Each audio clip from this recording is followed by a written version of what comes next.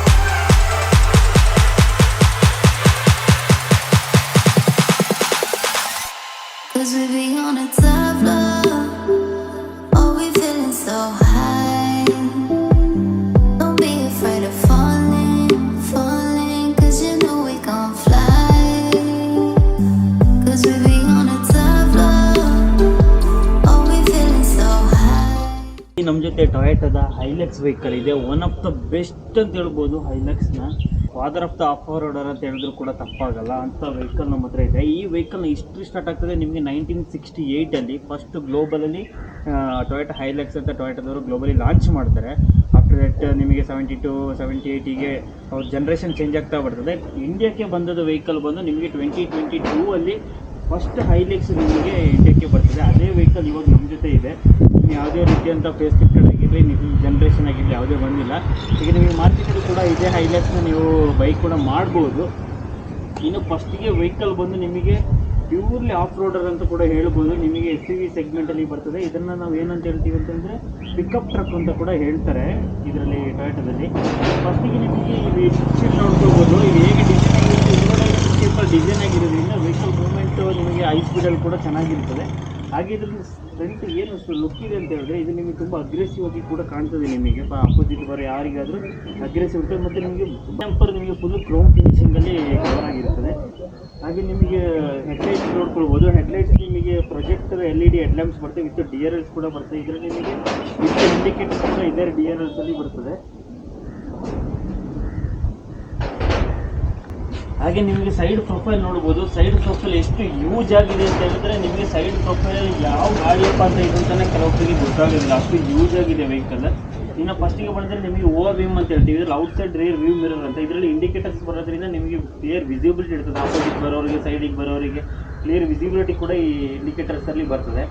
ಹಾಗೆ ನಿಮಗೆ tyre size ನಿಮಗೆ ಬರೋದು 265/60 R18 ನಿಮಗೆ ಫ್ರಮ್ ದ ಫ್ಯಾಕ್ಟ್ರಿಯಿಂದ ಬರ್ತದೆ. ಅಡಿಷ್ನಲ್ ಆಗಿ ನೀವು ಎಷ್ಟು ಬೇಕಾದರೂ ನೀವು ಹಾಕೊಳ್ಬೋದು ಮಾಡಿಫಿಕೇಷನ್ಸಲ್ಲಿ. ಫ್ರಮ್ ಫ್ಯಾಕ್ಟ್ರಿಯಿಂದ 265/60 R18 ಬರ್ತದೆ.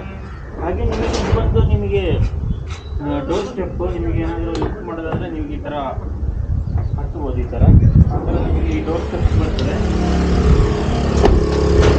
ಇನ್ನು ಈ ರೇಲ್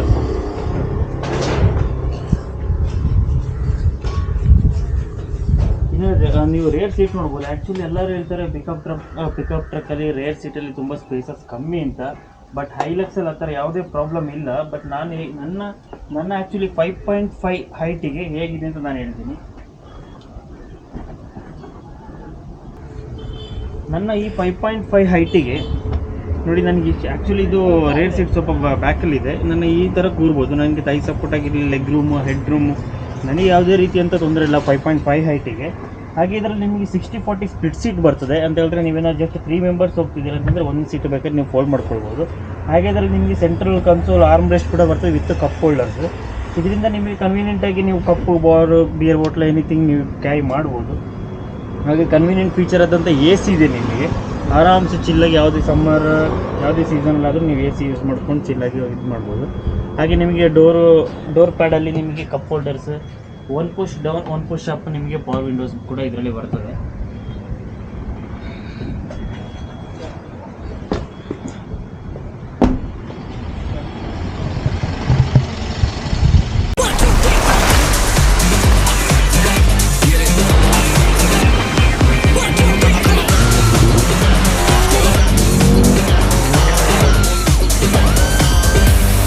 ಇಂಟೀರಿಯರ್ ನೋಡೋಣ ಹೇಗಿದೆ ಅಂತ. ಕಮಾನ್. ಫಸ್ಟಿಗೆ ನಿಮಗೆ ಇಂಟೀರಿಯರ್ ಅಂತೂ ತುಂಬ ಕ್ರೇಜಿಯಾಗಿದೆ. ಆದರೆ ನನ್ನ ಒಂದು ಅಭಿಪ್ರಾಯ ಏನಂತ ಹೇಳಿದ್ರೆ, ನಿಯರ್ಲಿ ಇದಕ್ಕೆ ಬಂದು 48 lakhs ಇದೆ ನಮ್ಮ ಕರ್ನಾಟಕದಲ್ಲಿ. 40 lakhs ಚೇಂಜ್ ಇದೆ. ಈಗ ಒಳ್ಳೆ ಆಫರ್ ಕೂಡ ಸಿಗ್ತಾ ಇದೆ. ಬಟ್ 48 lakhsಗೆ ಕಾಸ್ಮೆಟಿಕ್ ಫೀಚರ್ಸ್ ಏನು ಕಾಣೋದಿಲ್ಲ. ಏನೋ ಅಷ್ಟೊಂದು 48 lakhs ಕೊಡ್ತಿದ್ದೀನಿ ಅಂತ ನಾನು ಈ ಫೀಚರ್ಗೆ ಅನಿಸಲ್ಲ. ಬಟ್ ನೀವು ಆ ಇಂಜಿನ್, ಆ ವೆಹಿಕಲ್ ಕ್ವಾಲಿಟಿ, ಆ ರಿಜಿಡಿಟಿ, ವೆಹಿಕಲ್ ಕ್ಯಾಪಬಿಲಿಟಿಗೆ ನೀವು ಆರಾಮ್ಸೆ 48 lakhs ಕೊಡ್ಬೋದು. ಬಟ್ ಇಂಟೀರಿಯರ್, ನನ್ನ ಒಂದು ಪರ್ಸ್ನಲ್ ಒಪಿನಿಯನ್, ಏನೋ ಇಂಟೀರಿಯರ್ ಅಷ್ಟೊಂದು ವರ್ತ್ ಇಲ್ಲ ಅಂತ ನನಗೆ ಅನಿಸ್ತದೆ. ಇನ್ನಾಗಿ ಬಂದು ನಿಮಗೆ ಸ್ಟೇರಿಂಗ್ ಅಡ್ಜಸ್ಟೇಬಲ್, ನಿಮಗೆ ಟಿಲ್ಟ್ ಆ್ಯಂಡ್ ಟೆಲಿಸ್ಕೋಪಿಕ್ ಎರಡು ಕೂಡ ನಿಮಗೆ ಅಡ್ಜಸ್ಟೇಬಲ್ ಬರ್ತದೆ. ಟಿಲ್ಟ್ ಆ್ಯಂಡ್ ಟೆಲಿಸ್ಕೋಪಿಕ್ ಅದು ಸ್ಟೇರಿಂಗ್ ಮೌಂಟ್ ಕಂಟ್ರೋಲ್ಸಲ್ಲಿ ನಿಮಗೆ ಆಡಿಯೋ ಕಂಟ್ರೋಲ್ಸ್ ಆಗಿರ್ಬೋದು, files control, cluster, infotainment system control, ಹಾಗೆ ವಾಯ್ಸ್ ರೆಕಗ್ನೈಸ್, ಇದೆಲ್ಲ ಕಂಟ್ರೋಲ್ಸು ನಿಮಗೆ ಸ್ಟೇರಿಂಗಲ್ಲೇ ಬರ್ತದೆ. ವೈಪರ್, ಇಂಡಿಕೇಟರ್ಸ್ ಎಲ್ಲ. ಹಾಗೆ ನಿಮಗೆ ಡ್ರೈವರ್ ಸೀಟ್ ಬಂದು 8 ways ಎಲೆಕ್ಟ್ರಿಕಲ್ ಅಡ್ಜಸ್ಟೇಬಲ್ ಬರ್ತದೆ. ನಿಮಗೆ ತೈ ಸಪೋರ್ಟ್ ಆಗಿರ್ಬೋದು, ಮತ್ತು ಫ್ರಂಟ್, ಬ್ಯಾಕ್, ಮೇಲೆ, ಕೆಳಗೆ, ಹಾಗೆ ರಿಕ್ಲೈನ್, ಇದಿಷ್ಟು 8 ways ಎಲೆಕ್ಟ್ರಿಕಲ್ ಅಡ್ಜಸ್ಟೇಬಲ್ ಬರ್ತದೆ. ಹಾಗೆ ನಿಮಗೆ ಡೋರ್ ಪ್ಯಾಡಿಗೆ ಬರ್ಬೋದು. ಈ ಡೋರ್ ಪ್ಯಾಡಲ್ಲಿ ನಿಮಗೆ ಟೋಟಲಿ 4 door ಪವರ್ ವಿಂಡೋಸ್ ಬರ್ತದೆ. ಹಾಗೆ ನಿಮಗೆ central lock, unlock, outside mirror electrically folding plus electrical adjustable, plus ನಿಮಗೆ ಬ್ಯಾಕ್ ವಿಂಡೋ ಗ್ಲಾಸ್ ಏನಿದೆ ಅದನ್ನ ಲಾಕ್ ಮಾಡ್ಕೊಳ್ಳುವಂಥದ್ದು. ಇದಿಷ್ಟು ಫೀಚರ್ಸ್ ನಿಮಗೆ ಡೋರ್ ಪ್ಯಾಡಲ್ಲಿ ಬರ್ತದೆ. ಇನ್ನು all windows are 1 push down and 1 push up ಬರ್ತದೆ, ಆಲ್ ವಿಂಡೋಸು. ಹಾಗೆ ಕಪ್ ಹೋಲ್ಡರ್ಸು, ಹಾಗೆ ಸ್ಪೀಕರ್ಸ್, ಇದಿಷ್ಟು ನಿಮಗೆ ಡೋರ್ ಪ್ಯಾಡಲ್ಲಿ ಬರುವಂಥ ಫೀಚರ್ಸ್. ಇನ್ನು ಇಂಟೀರಿಯರ್ಗೆ ಬಂದರೆ,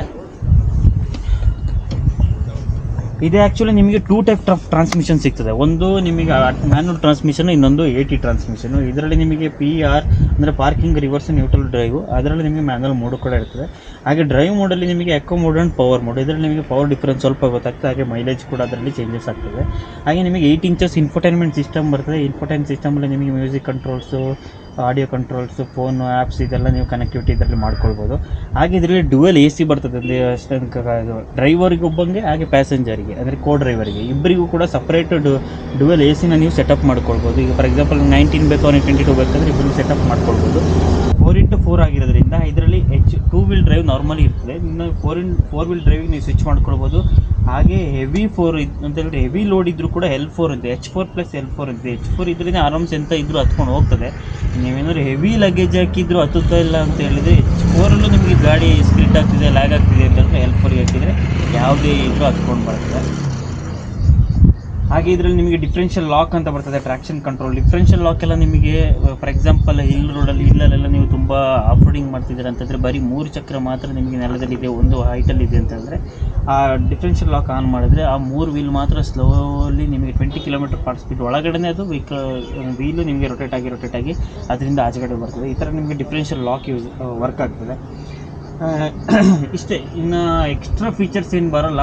ಕಾಸ್ಮೆಟಿಕ್ಸ್ ಆಗಿ ಆ ಥರ ಅಡಾಸು, 360 ಡಿಗ್ರಿ ಕ್ಯಾಮರಾ, ಈ ಥರ ಯಾವುದೇ ಫೀಚರ್ಸ್ ಇದರಲ್ಲಿ ಬರೋಲ್ಲ. ಜಸ್ಟ್ ಒಂದು ಪ್ಯೂರ್ಲಿ ಆಫ್ ರೋಡರ್ ವೆಹಿಕಲ್ ಅಂತ ಹೇಳಿದ್ರೆ ಈ ಥರ ಇರ್ತದೆ, ಟೊಯೋಟಾ ಹೈಲಕ್ಸ್ ಅಂತ. ಹಾಗೆ ಇನ್ನು ಮೇಯ್ನ್ಲಿ ಇದರಲ್ಲಿ ಬರುವಂಥ ಆ ಇಂಜಿನ್ ಕ್ಯಾಬಿನ್ನ ತೋರಿಸ್ತೀನಿ. ಕಮಾನ್. ಫಸ್ಟಿಗೆ ಇಂಜಿನ್ ಕ್ಯಾಬಿನ್ ಓಪನ್ ಮಾಡೋಕ್ಕೆ ನಿಮಗೆ ಇಲ್ಲಿ ಬರ್ತದೆ ಗೇಟ್.